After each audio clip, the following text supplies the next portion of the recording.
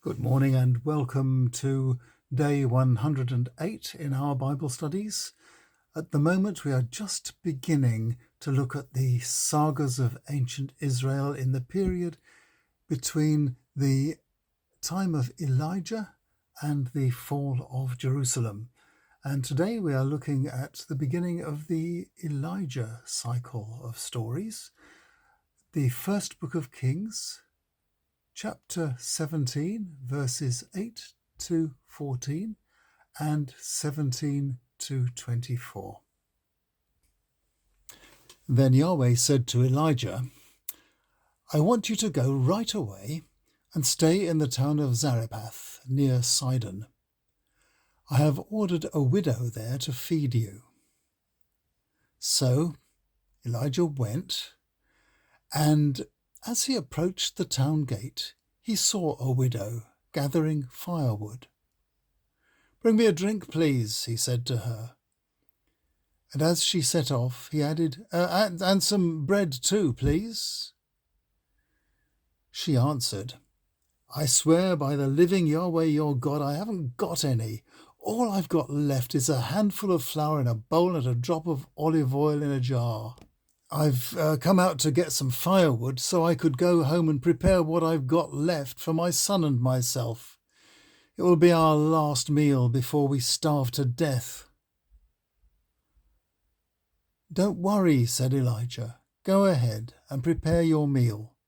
But first make a small bread roll for me, and then prepare the rest for yourself and your son.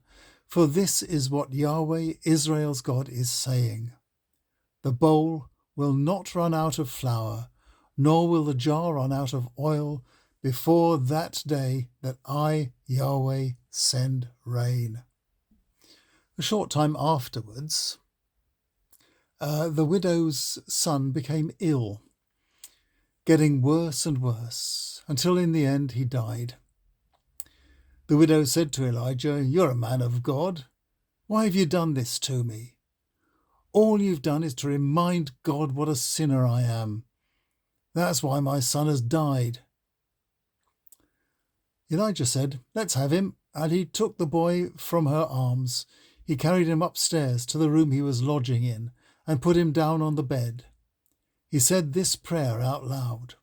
Yahweh, my God, this is such a terrible thing that you've done to this widow.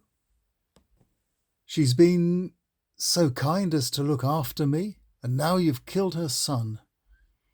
Then he stretched out on the boy 3 times and prayed, Yahweh my God, give him back his life. Yahweh answered Elijah's prayer. The boy started breathing again and came back to life. He carried the boy back downstairs to his mother, saying, Look, he's alive. And she answered, Well, now I know you really are a man of God, and Yahweh really does speak by you. Now, longish reading today, just to introduce you to the style of the sagas of Elijah and Elisha. Elijah was working in the kingdom of Israel, the northern one, and doing his best to keep the people and the king, Ahab at the time, faithful to Yahweh.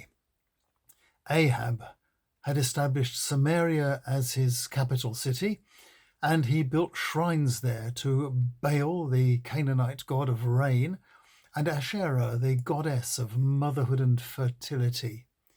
Elijah was facing an uphill struggle. He told Ahab there was going to be a drought.